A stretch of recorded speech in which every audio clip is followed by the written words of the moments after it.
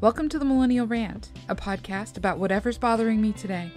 With topics ranging from politics to pop culture, there's a rant to cover everyone. For more Millennial Rant content, you can join me on the web at millennialrant.com.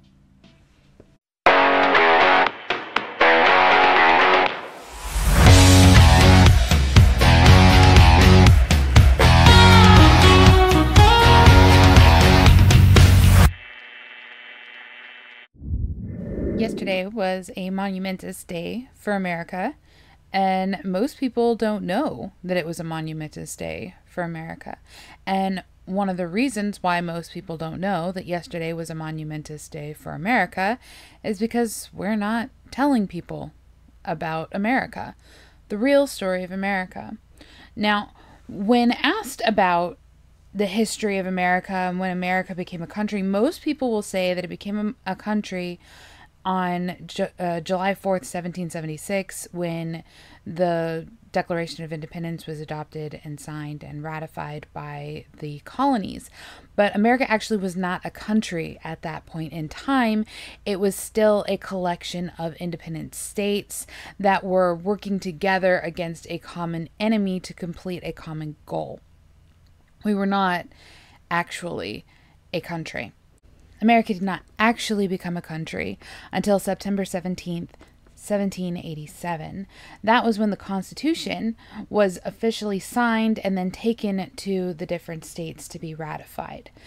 Once it was ratified, we became a country, and it was essentially retroactive, right? Like it went to that day when it was signed by the representatives, because that's when the representatives became representatives in order to create this country. But the history of America, the story of America, does begin a long time before that.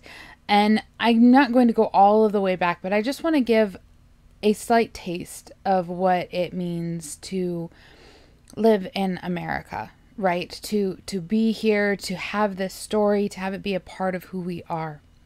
Once upon a time, a long time ago, in a land across the sea, there lived two men who, as far as their understanding of the world was at the time, might as well have lived on complete opposite sides of the world. The one man was good and pious and righteous and lived his life doing everything that he could to honor God and give God that glory. And there were questions that he had in the way that God was being worshipped, in the way that he was being talked about, the way that he was being presented, that he felt did not align with what should be, that the official canon was not quite right. And so he wrote up a list of concerns that he had, and he posted them on the community board, which happened to be the door of the local church. And on the other side of this much smaller world was another man who was selfish and narcissistic, egotistical, vain, who wanted what he wanted when he wanted it and how he wanted it, and he was not one to be told that he couldn't have what he wanted. And so when he was told by the church that he could not have what he wanted, he said bye and went off his own way so that he could create his own version of the church to give him what he wanted.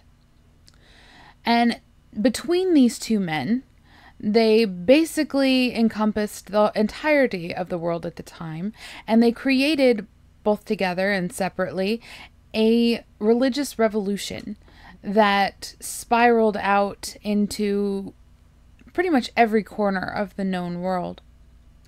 And it got to the point where wars were being fought and lost and won over these religious changes. People began to be oppressed. People began to feel that they couldn't live happily or safely or contentedly worshiping God the way that they wanted to, living in the known world.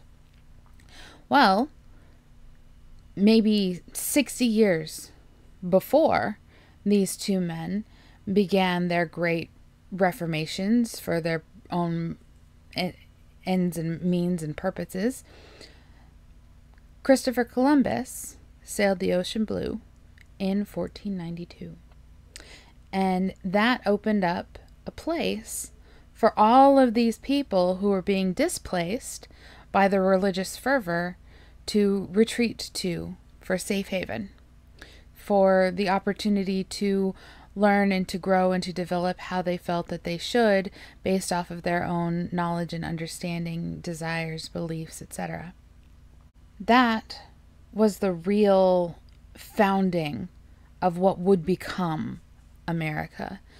That America was founded upon this idea of freedom and truth and light and liberty.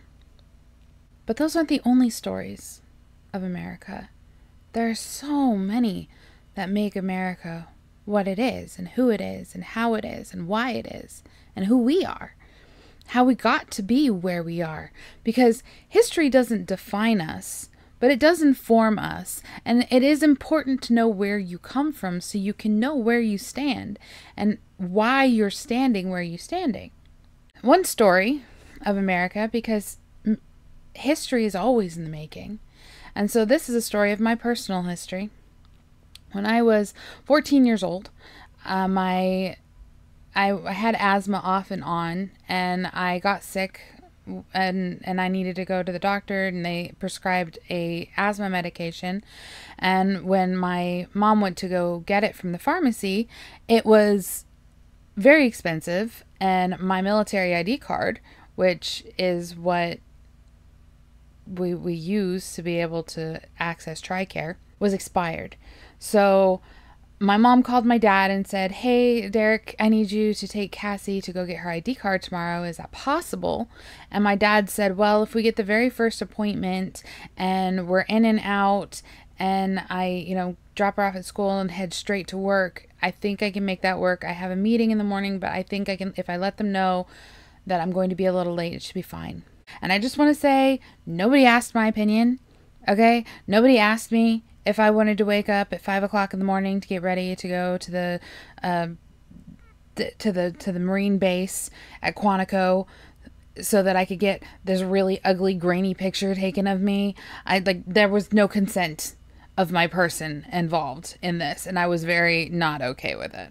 But I went because I was that kind of kid, obedient and all that sort of thing. And so I woke up at stupid o'clock in the morning, and it was so early I could not eat because my stomach was just like, no, it's too early for this. Talk to me in 2 hours when I'm woken up. So we went to Quantico, and everything just fell into place, which is super unusual.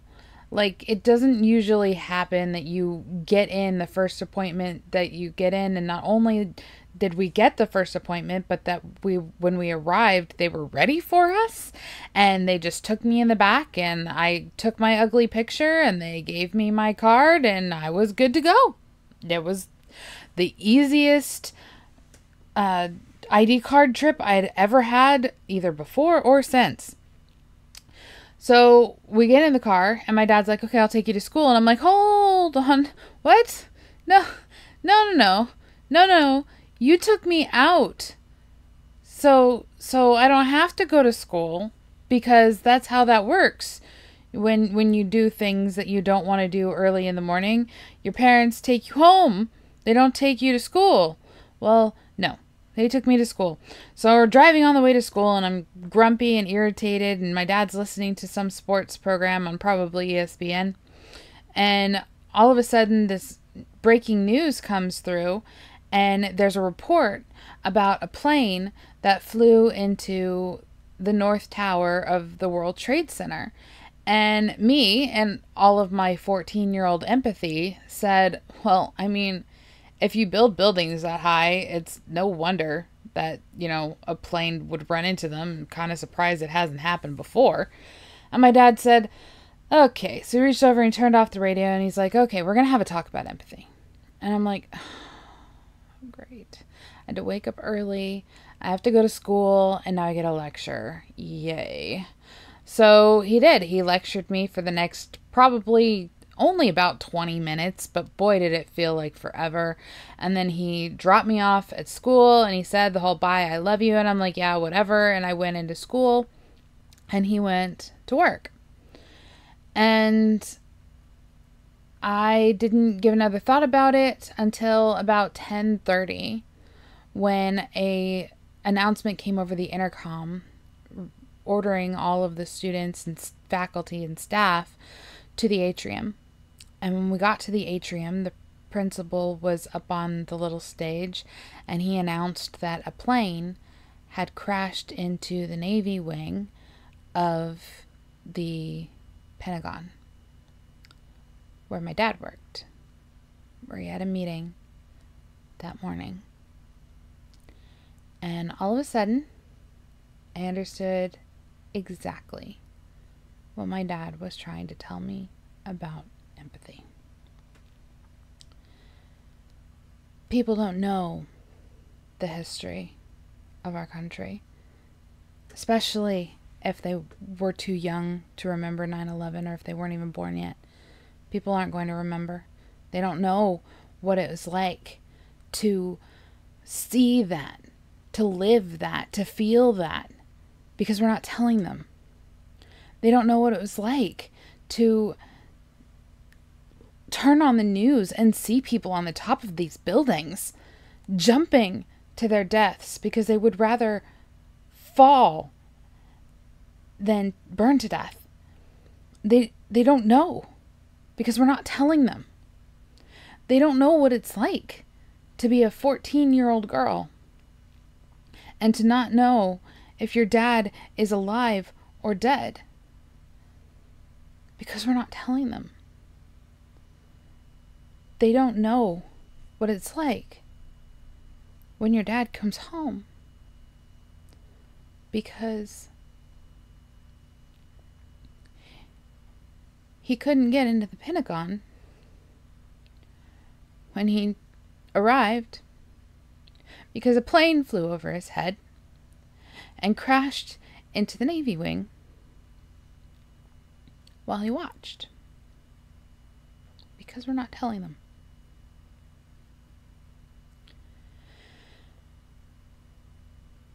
They don't know what it's like to have a dad who wasn't there because he had to take his daughter to go get her ID card. But that he never really left there. And there's a part of him that will always be there because he had friends there, coworkers there who didn't make it out, who didn't have daughters who needed ID cards. They don't know because we're not telling them. So much has been done to drag down the love and the respect and the sovereignty, the sacredness of this nation. So much has been done to tell the people who live here, who were born here, who did what it took to immigrate here legally, that this is the greatest nation on earth, that they are blessed beyond measure to be here, to be able to live freely here. There are people who say that it is the humane thing to do to allow illegals to cross the border to come here because they just want a better life. They don't get a better life. They can't live the way those of us who were born here or who came here legally can live. They have to live in hiding.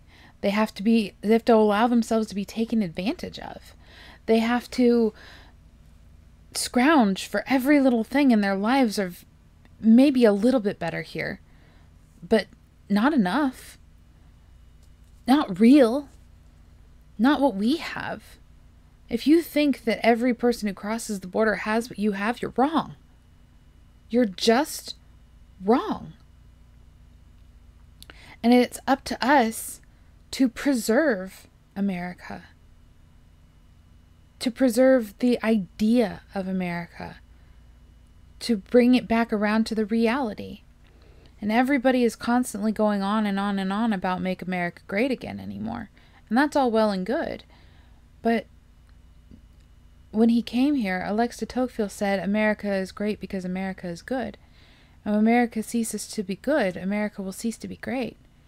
We can't do anything about how great America is until we do something about how good America is. We're losing our goodness because we're not telling the story, the good news of America. We're not telling people the good that they have simply by being here, the good that they can do simply by being here. I worry a lot for the youth of this nation who grow up thinking that America is an evil, racist, homophobic, transphobic, awful, degenerate place. That's not the America I grew up in. That's not the America I know. And that's certainly not the America I love. But people have become so... Life here has become so easy. Everything comes to us so easy because everything is largely done for us. Yeah, we have jobs, but we don't have work, really. You know, there's very few people in the United States anymore whose job is to actually work, you know, and work hard. I mean, and I'm talking like go out in the day in the sweltering, blistering heat or the, you know, biting, gnawing, bone deep cold and work. Do hard things, manual labor or, you know, what have you. It's very unusual anymore. It's not necessary for us to do those things because we've given them to other people. And we don't think about what that means for the other people in the other countries because all we can see is where we are right now, what we're doing right now, what we have right now. And we have so few problems in the United States that we've started creating problems for ourselves. And one of the biggest problems that we've created for ourselves is this lie. This lie that America is not great and it's not good and it's not worthy of either of them. Because it was founded by old white men who only wanted to enslave people that weren't old white men. And that's just not true. Most of the founding fathers were younger than me. I mean, America was founded basically by children. Extremely well-educated children, but children. I mean, like, I don't know if I could have done half the things that they did when they were in their 20s. I don't know as half the people in their 50s now could do half the things that these people did in their 20s. It was a different world. It had to be because it was a hard world to live in. It was a hard world to survive in. And the world that we live in now is just not. That doesn't mean that America isn't worth loving or fighting for. It doesn't mean that we're not a good country. And it doesn't mean our story is not worth protecting. Just one more story for the road. And this one I'm going to tell as if I was my mom. Because it's her story. And it's more powerful that way. In 2010, my family moved to Hawaii. We were stationed at Pearl Harbor Hickam.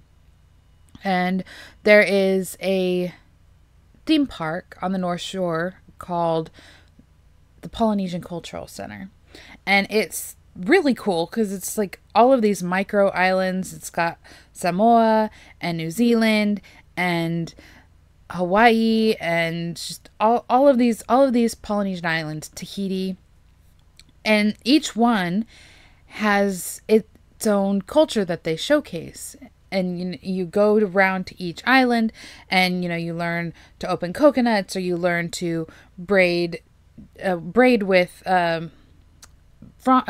palm leaves to create mats and and hats and all sorts of things. Well, the one island that we never went to was Hawaii. Why would we go to Hawaii? We lived in Hawaii, and we just never went to Hawaii. Well, one day it was raining, and Hawaii happened to have shelter, so we went to Hawaii that day. And while we were there, they told the story of the hula. And a lot of people don't know this, but a long time ago, when Hawaii was still a monarchy, and the missionaries came, well, they came and they converted the queen to Christianity. And she decided that the hula was a pagan ritual. It was pagan, it was evil, and it needed to be gotten rid of. And so she declared the hula illegal. And so it was illegal to practice it. It was illegal to teach it. It was just all around illegal. All of the schools closed overnight. The hula was just gone, decimated.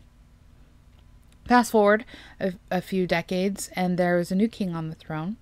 And he was the first monarch to ever leave Hawaii and go over specifically to Europe. And while he was in Europe, he was taken around to all of these different places with all of their different culture and you know, the music in Italy and the ballet in France and the flamenco dancers in Spain. And he said, why don't we have something like this? This is amazing. And then he thought, wait, didn't we have something like this? And so he went back to Hawaii and he gathered up all his ministers and he said, hey, that hula thing, what is that? How do you do that? And they said, I don't know. He said, well, go find out. Go find out. So they followed the king's edict and they went all around Hawaii asking people, what is the hula and how do you do it? And everywhere they went, they were met with closed doors and closed mouths, and it looked like the hula was dead and gone. Until something miraculous happened. A whole army of children and youth rose up and they said, we know the hula, we know what it is, and we know how to do it because our mothers taught us. So all the time that it was illegal, these mothers and grandmothers were taking their children inside their homes, into their yards, and they were teaching them the hula. Because the hula wasn't just a dance. It isn't just a dance. The hula is their history and their language, and it's how they preserve their story. And so these children rose up, a mighty nation, and the hula was restored. There will come a day when the cry will go out, what is liberty? And how do we do it? And a whole army of children will rise up and say, we know, because our mothers taught us. But that will only happen if we are doing our part to tell the story, to share our love for this country with our children, and to teach them that it is a good and great place, deserving of love and loyalty, because this is the birthplace of liberty. This is where liberty lives. And if we don't do our part, this is where liberty dies.